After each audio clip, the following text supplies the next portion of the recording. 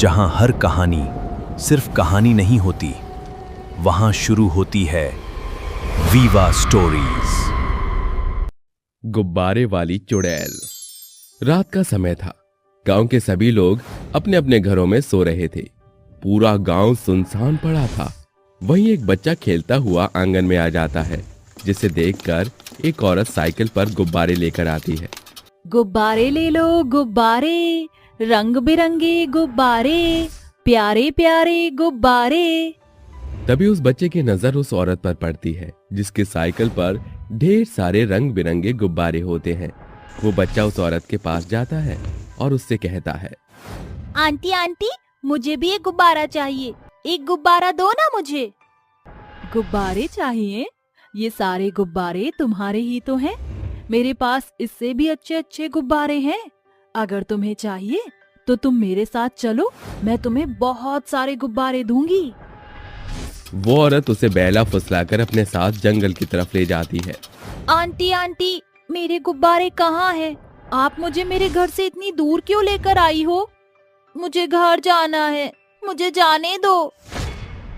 घर जाना है? लेकिन अब तुम कभी भी अपने घर नहीं जा पाओगे।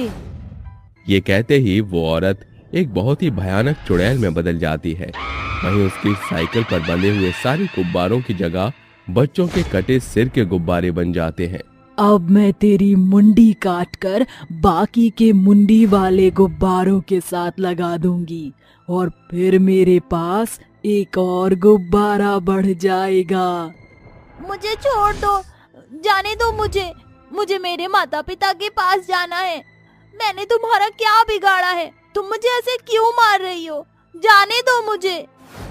चुड़ैल बच्चे की मासूमियत तक नहीं देखती और वो उसका गला काट देती है, जिसके बाद अपने बाकी के गुब्बारों के साथ टांग देती है।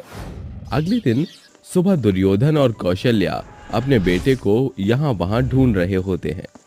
आखिर कहाँ जा सकता है मेरा बेटा? अजी आप उसे ढूंढ कर लाओ। मैं कुछ नहीं जानती, मुझे मेरा बच्चा चाहिए। अरे कौशल्या, शांति रख, कहीं नहीं गया होगा, यहीं कहीं बच्चों के साथ खेल रहा होगा। तभी गांव का एक आदमी भागता हुआ दुर्योधन के पास आता है और उससे कहता है, अभी सुबह कुछ गांव के मजदूर लोग अपने काम पर जा रहे थे और तभी उन्हें जंगल के रास्ते में एक बच्चे का शरीर मिला है, लेकिन उसकी मुंडी गायब है। उस आदमी की ये बात सुनकर दुर्योधन और कौशल्या के पैरों तले जमीन खिसक जाती है और वो तुरंत भागते हुए जंगल की तरफ जाते हैं, जहां वो अपने बच्चे के शरीर को जमीन पर पड़ा हुआ देखते हैं। हे भगवान, ये क्या अनर्थ हो गया? एक ही बेटा था मेरा, वो भी तूने मुझसे छीन लिया। ये सब किसने किया होगा? हाय मेरा बच्चा, कितना बुरा हाल किया इसके साथ। जिसके बाद वो उसका अच्छे से अंतिम संस्कार करता है। वहीं एक दिन गांव के मुखिया की बेटी सरस्वती अपने कमरे में सो रही होती है कि तभी अचानक से उसकी आंख खुलती है और वो बाहर की तरफ आ जाती है, जहां उसे एक औरत की आवाज सुनाई देती है। आ जाओ, आ जाओ, रंग बिरंगे गुब्बारे ले जाओ। ऐसे रंग बिरंगे गुब्बारे कहीं नहीं मिलेंगे जैसे मेरे पास है। ये देखो कितने प्यारे और रंगीन गुब्बारे हैं। क्या तुम्हें भी ऐसे रंगीन गुब्बारे चाहिए? मुझे भी ऐसे प्यारे प्यारे रंगीन गुब्बारे चाहिए। क्या आप मुझे गुब्बारे दे दोगी?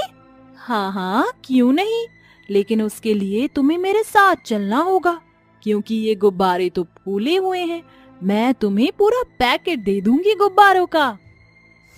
उस औरत की बात सुनकर गायत्री उसकी बातों में फंस जाती है और चुड़ैल उस बच्चे को बहला फुसलाकर जंगल की तरफ ले जाने लगती है। चुड़ैल अपने मन ही मन में सोचती है,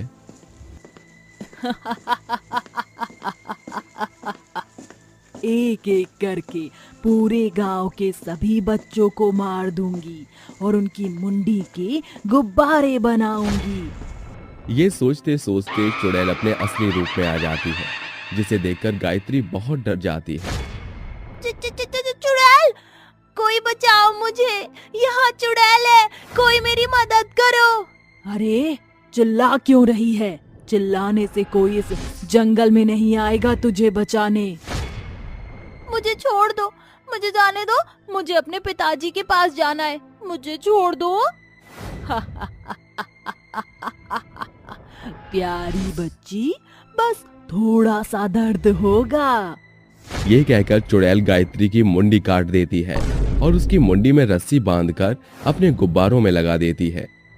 ये सब गांव का एक आदमी पेड़ के पीछे छुपकर देख लेता है। अगले दिन गांव वालों को गायत्री का शरीर जंगल में मिलता है।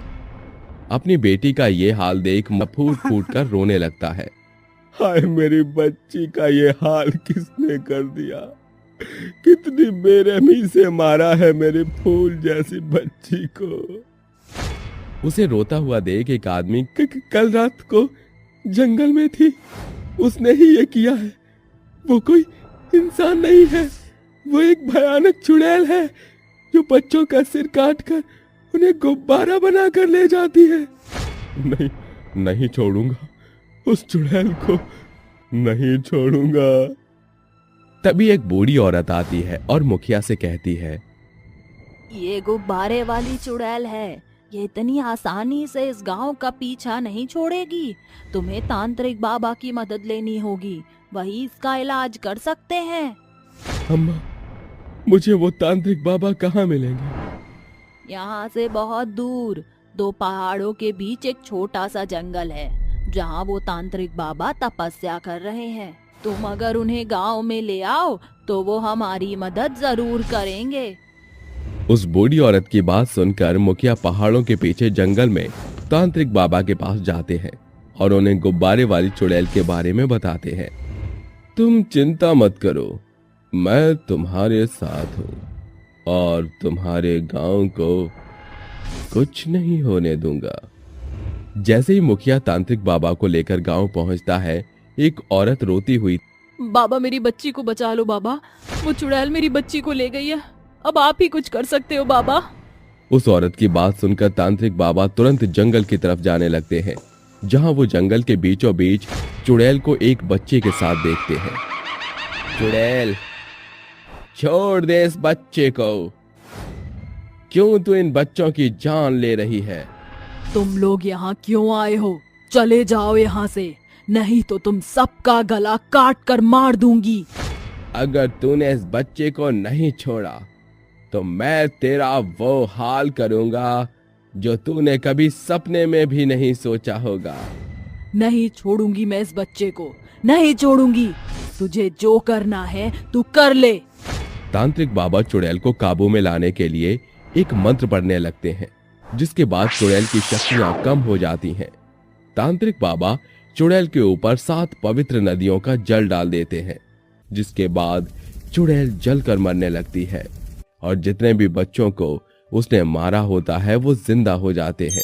उस दिन के बाद से चुड़ैल का साया गांव से हमेशा हमेशा के लिए हट जाता है और गांव वाले खुशहाल जीवन जीने लगते हैं।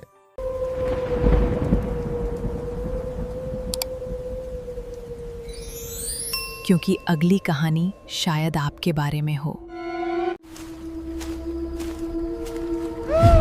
ऐसी ही रोमांचक कहानी के लिए हमें सब्सक्राइब कीजिए और बेल आइकन दबाएं।